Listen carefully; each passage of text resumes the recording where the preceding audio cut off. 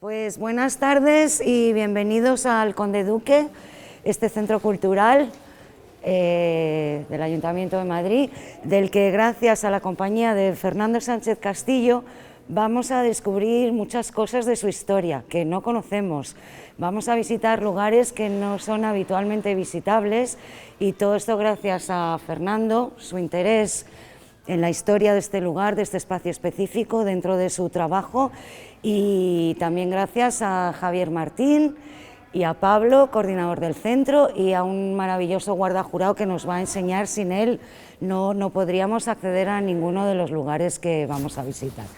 Entonces yo creo que casi todos conocéis a Fernando, conocéis su trabajo, pero igual hay gente aquí que no. Entonces voy a leer una brevísima descripción de tu trabajo y quiero decir que aunque Fernando, pues para muchos no necesita presentación, pero sí voy a decir que es una persona profundamente comprometida con su trabajo que incide mucho en la relectura de acontecimientos políticos de nuestro país y de la escena internacional, y a quien le gusta mucho indagar en los eventos históricos, su huella actual, y aunque estos hayan tenido lugar en tiempos más o menos cercanos o lejanos, que le gusta esconder y darle la vuelta a las esculturas, derruirlas cuando su significado es omnipotente y hacer otras nuevas para héroes que estaban en el anonimato. Y quiero decir también que a través de ello y mucho más nos hace reflexionar sobre las posiciones de poder dentro de un gremio que es el del arte contemporáneo, donde este tema en general genera un cierto afán incómodo. Y tengo también que leer unas brevísimas palabras de una historiadora inglesa, de Mary Beard, porque he pensado que también son bonitas y pueden venir a cuento, no exactamente al recorrido de hoy, pero sí al trabajo de Fernando. Entonces esta historiadora inglesa dice: no deberíamos tratar los museos como basureros de estatuas. Si vamos a seguir usando la escultura como bien público, debería representar versiones más variadas de diferentes personas. Al final son solo bloques de mármol, no son reales. Los que somos reales somos nosotros. La idea de que todas las representaciones deben permanecer para siempre es una locura. Las estatuas han sido derribadas, movidas de sitio, cambiadas, tiradas al río o colocadas en un museo durante siglos. El problema no es que algunas estatuas tengan que ser derribadas, sino cuáles. Creo que debemos responder a la pregunta de para qué sirve una estatua antes de decidir si la queremos en la calle, en un museo o en el fondo del río. Es un error creer que la función de las imágenes públicas es la simple admiración, no lo ha sido nunca. Y también quiero decir que, para el que no conozca tanto o el que no lo sepa, ahora mismo Fernando está presente en una exposición en el Centro que se llama Panorama, y creo que es una oportunidad también de acercaros, si podéis, y ver parte de una versión de una exposición que tuvo hace poco en su galería, que es Albarrán Bourdois. Y bueno, yo creo que vamos a seguir a Fernando, él nos va contando cosas, trae material también para enseñarnos, hay recorridos estrechos, otros más amplios, pues todos atentos.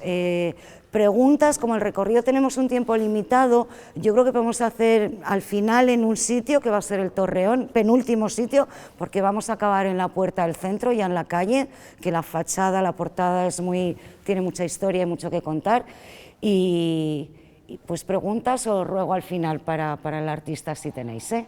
Entonces nada, empezamos ya, y muchísimas gracias por venir. Bueno, gracias a todos por estar aquí, y gracias a los que me han invitado, y muchas gracias a Virginia por correr este riesgo tan placentero. En fin, la invitación a reflexionar sobre el Conde Duque es algo fantástico. He titulado el paseo Cosmos y Cosmética, ya que tienen la misma raíz lingüística, ¿no? El cosmos como explicación del mundo, como el orden, y la cosmética como el ornamento como pequeño elemento que, traspolado o analizado, pues actúa como sinécdoque de algo bueno, mucho más complejo, ¿no? Entonces, este edificio realmente es una sinécdoque, es una piedra de toque que explica muchísimas cosas de nuestra historia. Hay una película, he preguntado así a a locales de Madrid, a gente mayor que me contara cosas de Conde Duque que no estuvieran al acceso así de todos. Y una de ellas es el padre de un amigo, el coronel Carmena, que fue coronel veterinario de la Guardia Mora aquí antes de 1965, porque sabéis que la Guardia Mora está hasta ese año en España. Y cuando le he preguntado qué anécdota me podía contar del edificio que no la conociera nadie, bueno, pues me ha contado, curiosamente, que se filmó una película que se llama La Isla Misteriosa.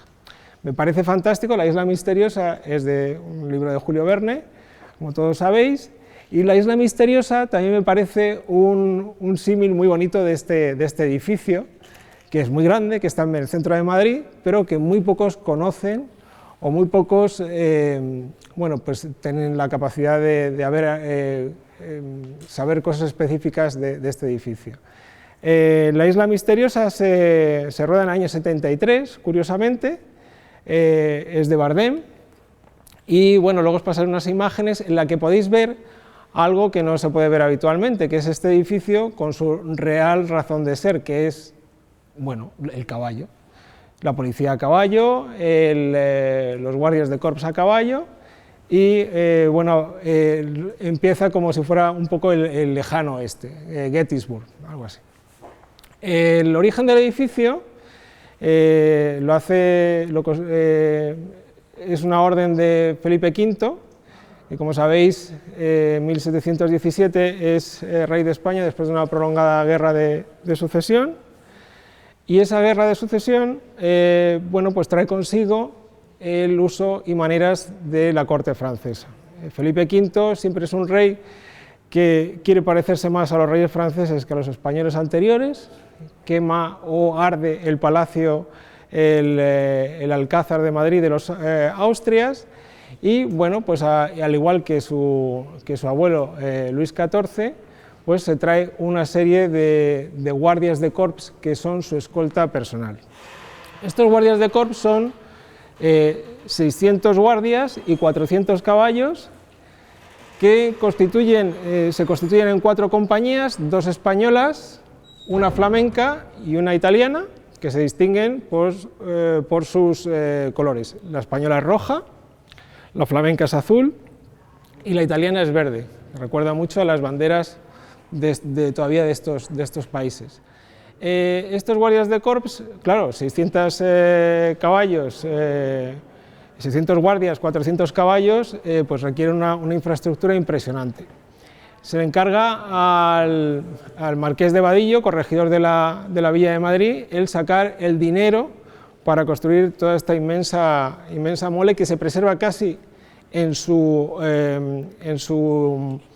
estructura original, excepto 2 partes, una, el picadero de los caballos, que está en la plaza, estaría en la plaza del fondo, y una torre que se quemó en el incendio de 1869. También es un año complicado, sabéis que sucede, bueno, todos los cambios políticos de dinastía, y bueno, pues el edificio queda bastante arruinado, todas las cubiertas se queman, etcétera, y bueno, es el momento peor de la historia del edificio, por así decirlo. No sé, tampoco quiero aburriros así con una conferencia, y si queréis pues vamos caminando un poco para conocer los lugares que este edificio alberga y que solo podemos conocer pues de la mano de Pablo, que es el coordinador aquí del edificio, y bueno, pues vamos a ir conociendo un poquito más estos espacios particulares. Pablo, ¿nos guías un poco para...? Bueno, pues como os comentaba, este edificio es, por así decirlo, una piedra de toque en la historia de la arquitectura de Madrid, puesto que todavía no está construido todavía el Palacio Real y se encarga el edificio a Pedro de Rivera, y la única ornamento que tiene es la puerta de entrada, la fachada, que es de Churriguera, José de Churriguera. Bueno, podemos denominar que es el único edificio de estilo el último edificio de estilo madrileño que se construye en la época de los Borbones. A partir de entonces ya todo va a ser del gusto de las cortes italianas, de la arquitectura italiana y francesa.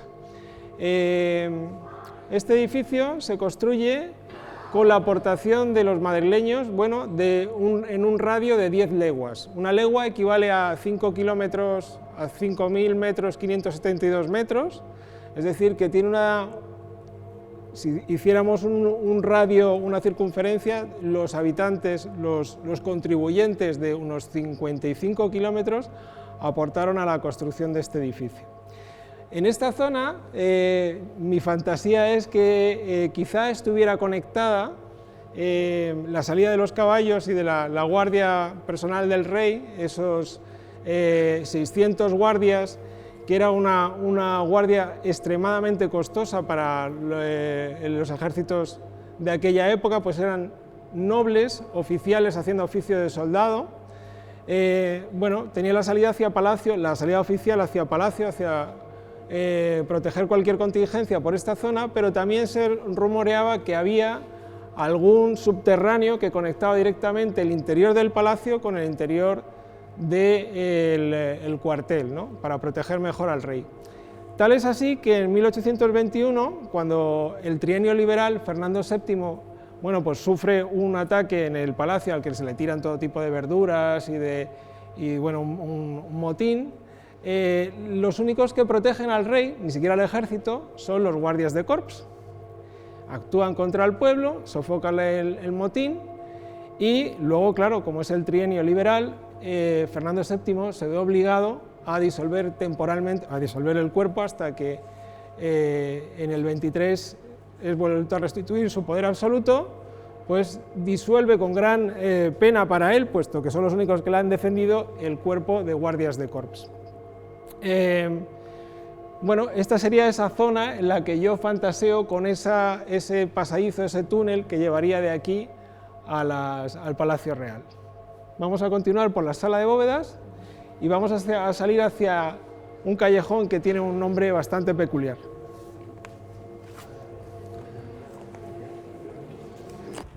Este callejón recibe el nombre de Callejón de las Negras, conecta con la calle del mismo nombre, Calle de las Negras, y bueno, pues el nombre en teoría hace alusión, hay dos teorías, una que en este palacio anexo, que es el palacio de los duques de Alba, el duque de Liria, fue antes el palacio de los duques de Veragua, nietos de Colón, y en este callejón pues se vivían sus esclavos, sus sirvientes, muchos de ellos negros. Los duques de Veragua fueron traficantes de esclavos, que no era algo muy común en la corona española en el siglo XVIII, sí en el XIX, y bueno, pues en este callejón parece ser que habitaban pues sus esclavos, sus esclavas, ¿no? Es curioso como todavía ese nombre se ha conservado después de todo este tiempo. Vamos a cerrar la puerta. Después de todo este tiempo, y bueno, hace alusión a esa historia colonial y racista tan potente en nuestro país, ¿sí? Y bueno, que en nuestra ciudad que quizá habría que cambiar, ¿no? Tenemos calles como la de Antonio López, que es entre otras cosas, parece que fue traficante o transportador de esclavos hacia las islas de Cuba y Puerto Rico, y bueno, pues quizás sea una de las partes de la historia que hay que revisar. Hay otras acepciones otros orígenes más antiguos de la calle de las Negras que los refieren por ejemplo, a Enrique III de Castilla, que parece ser que entabló relaciones con el gran Tamerlán, que era, bueno, pues alguien bastante poderoso en Asia Central, bueno, turco-mongol, para mantener aislado. ¿Puede cerrar la puerta, por favor?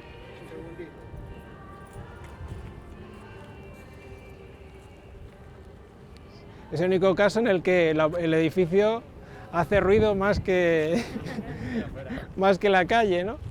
Entonces, Enrique III de Castilla manda emisarios, Ruy González de Clavijo, a Asia Central a entablar relaciones en Samarcanda con con el gran Tamerlán, y este le regala 2 esclavas negras, se supone, que vivieron en esta zona. Una de ellas, María, se enamora el emisario de ella, y la otra parece ser que es famosa también por sus habilidades circenses. Bueno, esos son los 2 posibles orígenes de esta calle en concreto, ¿no?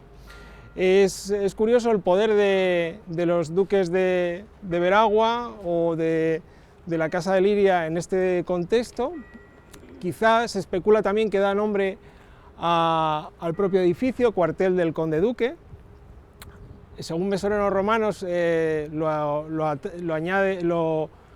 agrega a la historia del conde duque de Olivares, pero lo más probable es que sea el conde de Lemos y duque de Berwick, uno de los familiares de los duques de Alba. Vamos a intentar salir por la puerta aquella, ¿no? ¿Podemos salir? Yo creo que no. No, para ver un momento no podemos salir. No, por eso. Vamos a intentar ver desde otra parte del edificio algo que tenemos justamente ahí a la izquierda, ¿no, Javier? Creo que vamos a tener que dar la Vamos a tener que dar la vuelta.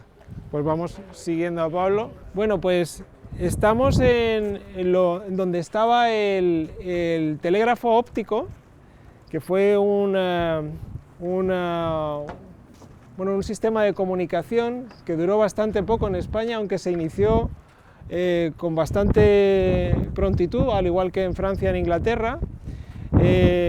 Estaba la línea 1 que conectaba con Irún y con la casa de correos.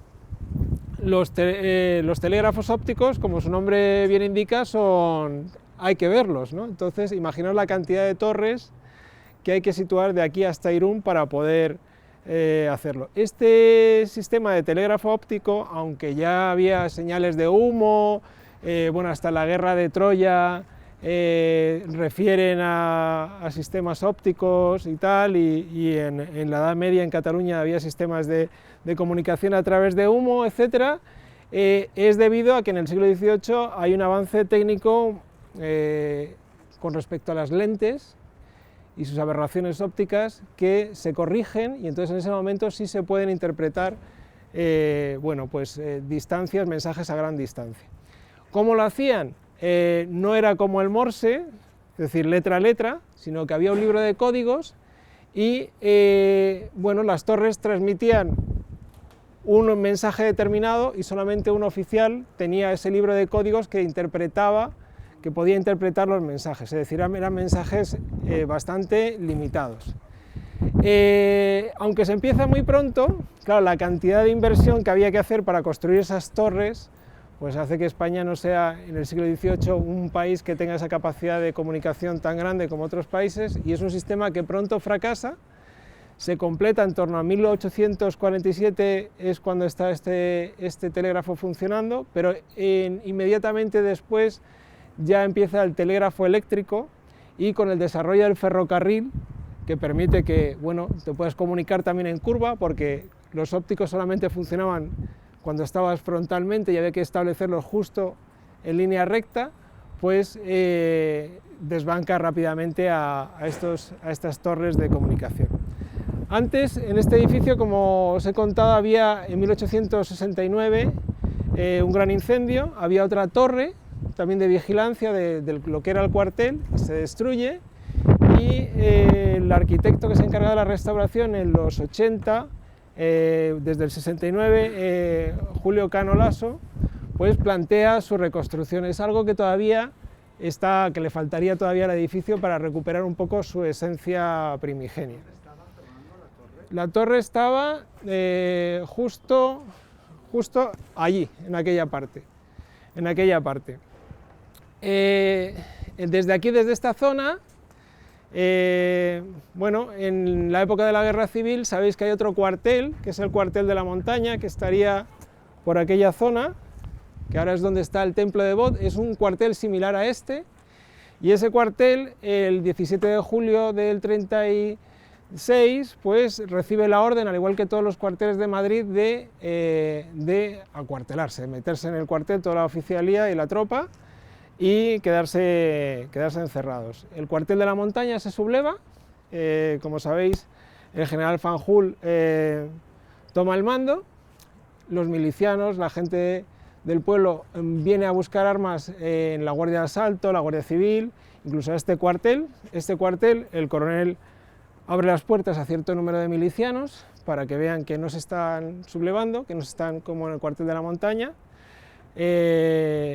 Los ánimos en la calle están muy irascibles, muy complicados, llaman a la Guardia Civil y la Guardia Civil acaba deteniendo a los militares de aquí.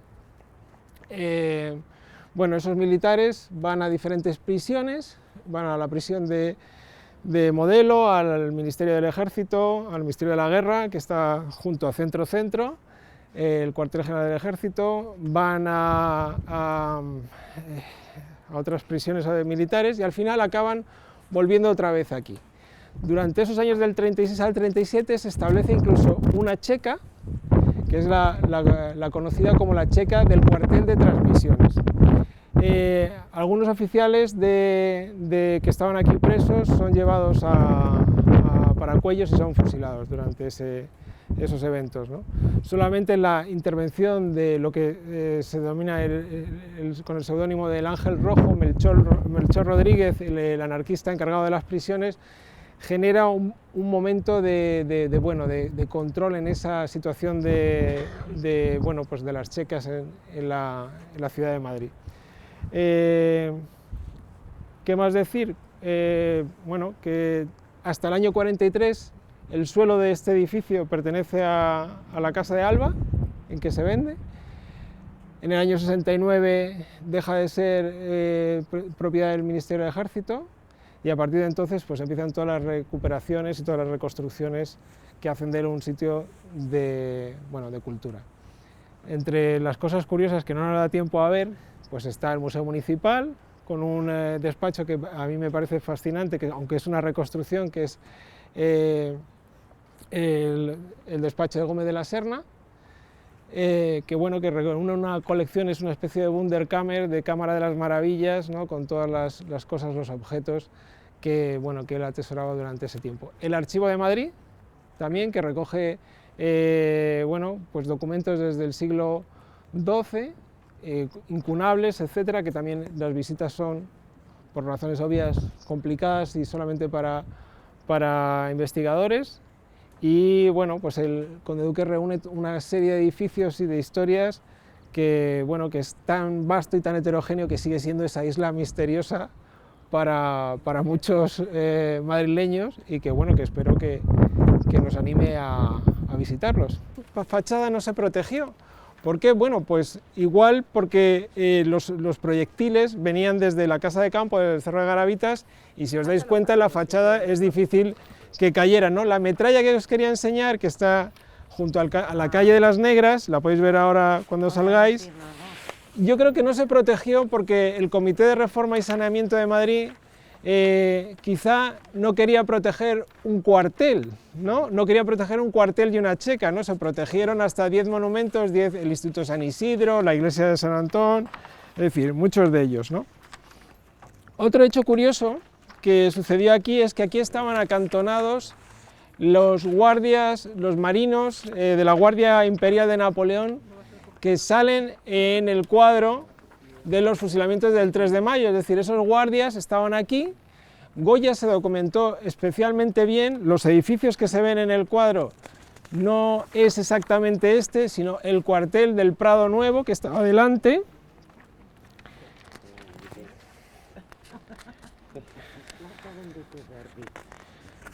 Este es el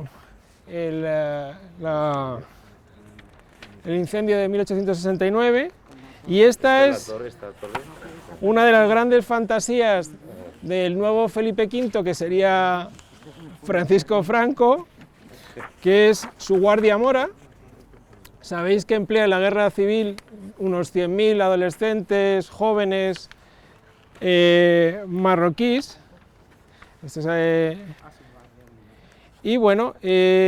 Están aquí hasta el año 69. Era algo más relacionado con el aspecto bueno, exótico, ¿no?, del Imperio Español, pero realmente los primeros años de la guerra ejercen un control férreo sobre una población bueno, pues, muy atemorizada por el hecho de que bueno, eran extranjeros y no tenían mucha empatía con los madrileños. Exacto. Sí, esta es la restauración de los años 80, como veis, posmoderna. Lo que se hace es una ruina, ¿no? Veis que es esa fascinación por la ruina de la posmodernidad, y entonces yo recuerdo verlo así en los años 80. Pero siempre ha sido del Canolaso de Estilio, ¿no? Sí, sí. No, al final es de Riaño. Es de Riaño, Carlos Riaño. Sí. Mira, este es uno de los daños que sufrió la Cibeles, y que, como veis, se ha borrado totalmente los restos de los daños sufridos en la guerra civil, ¿no? Hay como un intento siempre de borrar, de mantener los daños que se ejercieron en la guerra de independencia, pero de borrar un poco los restos de la guerra civil. Bueno, otras imágenes de cómo quedó en los años 80 la restauración de los edificios, muy diferente a lo de ahora. Este sería más el aspecto original, con el suelo de piedras para que los caballos no resbalasen. Y bueno, aquí veis algunas imágenes de las poquísimas que he podido conseguir, que se pueden conseguir, de caballos en el interior de la edificación, de la Guardia Mora.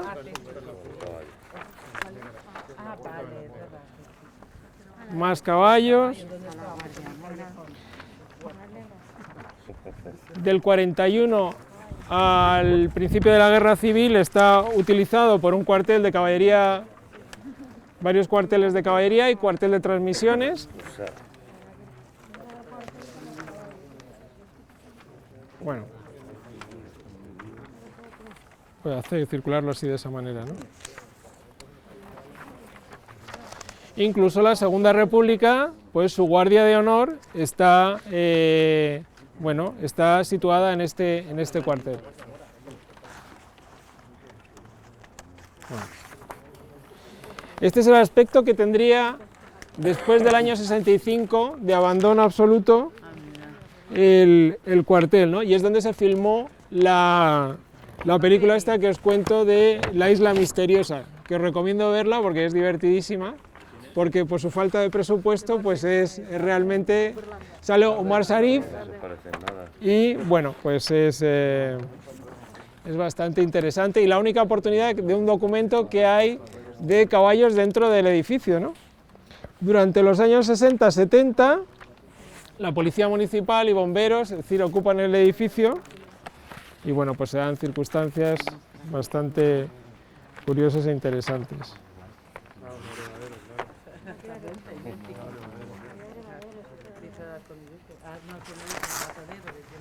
Esta es interesante también. Y esta, veis, es la imagen que no hemos podido salir por cuestiones de seguridad de los restos de la metralla sobre el muro de la Guerra Civil. ¿Y estos siguen ahí? Estos siguen ahí, Exacto, y es uno de los agujeros que han sobrevivido a la acción de los restauradores, que algunos son más brujas que otros, y bueno, pues creo que es importante preservar todos estos restos que hablan de la historia de la ciudad y que no son daños estructurales, sino que son la piel de la ciudad y que dicen mucho de nuestra historia y cómo nos hemos relacionado con ella, ¿no? Gracias. A vosotros, si tenéis algún comentario, pues ya está. Hemos cumplido nos quedan 7 minutos por si queréis. 7 minutos, pues vamos a bajar a la fachada. Vamos a la fachada. Vamos a la fachada. A ver la fachada principal. El escudo del centro es la piel de león de Hércules, claro, la monarquía española como Hércules, esa cosa que está así tal, sobre una rueda de carro. que Está la rueda de carro. la rueda de carro, ¿no la ves? Pues ya no estoy. A ver, El rosetón central vale, esa es la sería, rueda, mira, a ver. y lo otro es una piel de La león. piel del, claro, dice Carlos, es una piel de Claro, Reinando Felipe. Pero PH, PH, Sí, claro, claro. como Philip. sí, Hola claro. Fernando, que nos hemos ido allí. No, lo que comentaba que es curioso, ¿no? Que esta fachada, que no se protegiera, el Comité de Reforma y Saneamiento no haya hecho ni siquiera un proyecto, y yo creo que era por ese carácter que tenía militar, porque claro, imagínate, ¿no? El Comité de Reforma y Saneamiento protegiendo a los militares o protegiendo la Checa, ¿no? Sería bastante raro, ¿no?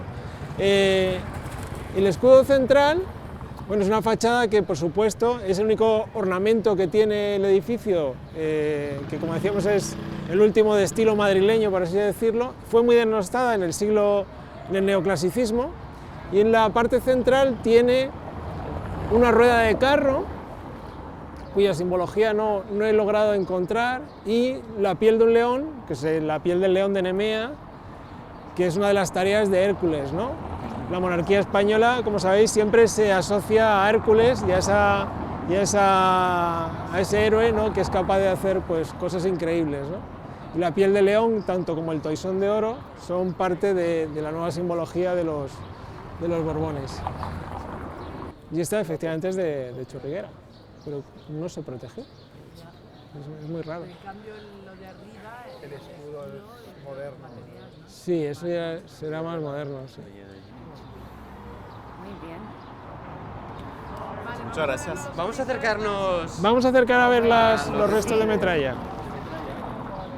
Ya que estamos fuera, ¿Cómo se te ha ocurrido hacer este recorrido? no se me ha ocurrido a mí, se les ha ocurrido a ellos. A mí se me ocurren hacer cosas dentro. Pero bueno, yo es fruto de la investigación que he hecho siempre del edificio para hacer proyectos. Como todavía no he hecho nunca proyectos, por motivos de cambios de gobierno, etcétera, pues igual. bueno, y si no, quizá en Francia. Francia, vamos a ver lo que pasa en Francia. Bueno, o en Barcelona. Bueno, también. Sí. Pues bueno, estaría bien que No, pero fíjate, la historia del callejón, la calle de las Negras, es muy fuerte, ¿no? Imagínate, eso en París no podría existir ahora mismo, en este momento, ¿no? Y aquí tenemos la calle de las Negras y tenemos la calle de un traficante de esclavos, que en Barcelona acaban de quitar la estatua. Y aquí es una calle súper conocida, Antonio López, pero bueno. Pero yo no conocía la historia de este edificio, de hecho, fíjate, así que la visita me viene fenomenal. Ah, pues mira qué bien. Tantos años aquí. Es que es como esa isla misteriosa. Yo me pregunto a mi madre toda la vida, tiene 92 años, ¿qué historia me puedes contar del cuartel del Conde Duque? No sé, casi ninguna, nada. De hecho, yo no sabía que eso pertenecía a los Alba antes. Hasta 1943 el terreno, imagínate. O sea, se construye, pero la Casa de Alba está tan asociada a la monarquía que, bueno, tú imagínate construir un edificio sobre un terreno tuyo, cobrarían alquiler, hasta 1943. Sí, imagínate. Es una historia muy extraña, sí, efectivamente. Y cuando se incendia el palacio, ¿también eso se incendia a la vez? ¿O? Es en 1869, que es cuando hay una revolución en España, se llama la Revolución de la Gloriosa, se llama. Es un momento complicado, ¿no? Porque hay un cambio también de dinastía de los Borbones hacia la casa de Amadeo de Saboya.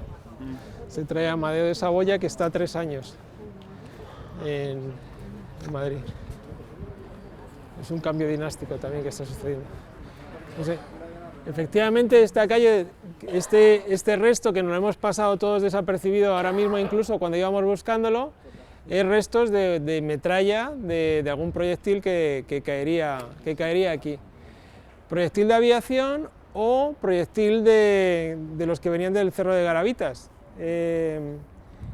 los proyectiles que se lanzaban no, por lo visto no tenían muchísima intensidad, sino que eran de baja intensidad para provocar no tanto la destrucción. Sabéis que el barrio de Salamanca, por supuesto, no se bombardea porque muchas de las casas, todas las casas de los que allí habitaban apoyaban, por así decirlo, al alzamiento. Pero esta zona, la zona más popular de Madrid, incluso imaginaos una checa aquí, ¿no? Pues sí se bombardeaba y bueno, con proyectiles de baja intensidad en teoría. Preguntando a testigos de la zona, he tenido la oportunidad de esta semana hablar con Nicolás Sánchez Albornoz, que vivía en Ferraz con la Plaza de España. Y ahí él fue testigo, tenía 10 años cuando empieza la Guerra Civil, ahora tiene 96, y me contó que durante el asalto al cuartel de la Montaña, la defensa o el ataque, pues que muchos proyectiles ya impactaron en su vivienda y en su casa y bueno, pues partes que daban a Ferraz estaban llenas de impactos de bala. Aquí por la posición no podría ser sería muy extraño, ¿no? Parece que es algún proyectil que cayó justamente donde estáis vosotros, ¿no? Por la onda expansiva.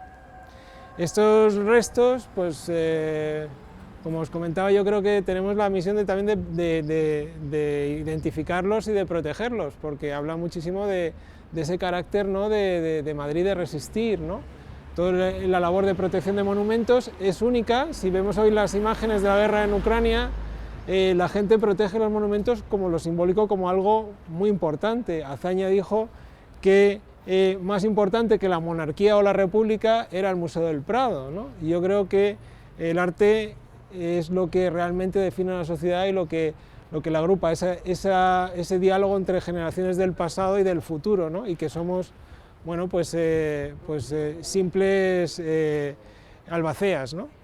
Entonces, creo que es importante, ¿no? Y me da mucha pena ver cómo la Cibeles está perfectamente restaurada y, bueno, unos restos que, según los criterios de restauración internacionales, tienen que ser reversible e identificable, pues en este caso no sé si será reversible, pero desde luego no es identificable.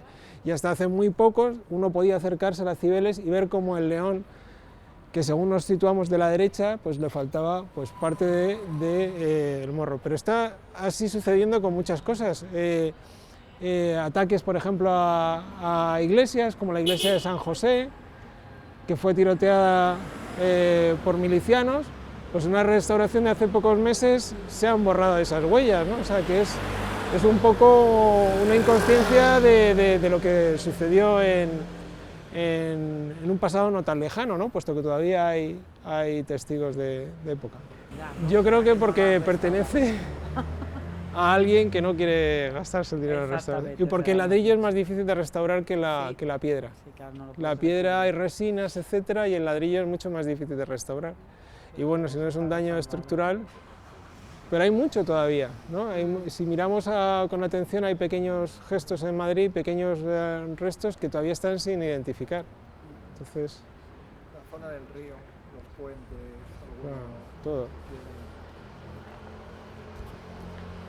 Bueno, y si os parece bien, ahora vamos a hacer lo que harían los guardias de Corps.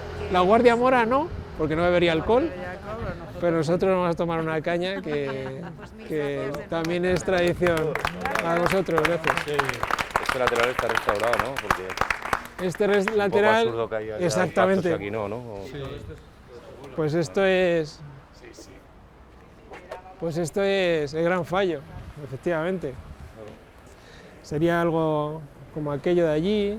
Pero fíjate, hay agujeros muy redondos, ¿no? Sí, Tengo también. varios son como impactos redondos. No, y por la trayectoria tuvo que venir muy... O sea, son como redondos. Entonces, ¿dónde se habrá caído? Ahí, en la entrada del garaje. Seguro que en la calle, aquí en la calle. Sí, pero este parece más de bala, ¿verdad? Claro. Pero vamos, Que de entrada otra- sí tenía porque, claro, ahí no había construido nada y era justo de ahí, de Garavita, de la zona Sí, sí, no. de Casa de Campo, es donde se aún- disparaba telefónica y... Claro. Claro. Pero este, fíjate, parece que viene de allí, justo, ¿no? ¿No ves? Por el ángulo parece que viene de allí. Pero este es más raro, porque este parece que viene de ahí abajo, ¿no? El cartelista José Bardasano tenían el taller de la gallofa que llamaban, imprimían carteles con litografía prácticamente uno cada día y lo tenían ahí abajo en la bajada. Bardasano lo tenía aquí abajo. Sí, entre Plaza de España y tal. Andaban por estas calles y claro, iban buscando siempre, yo que conozco a su nieta y entonces la referencia ya nos lo cuenta muchas veces, ¿no? Por donde está el diario El As, Sí. la cuesta de San Vicente. Ahí. Sí. Y claro, decía que ese punto se la jugaban. Claro, mira. Por aquí podían ir. Mira, y este parece que viene de atrás. Sí.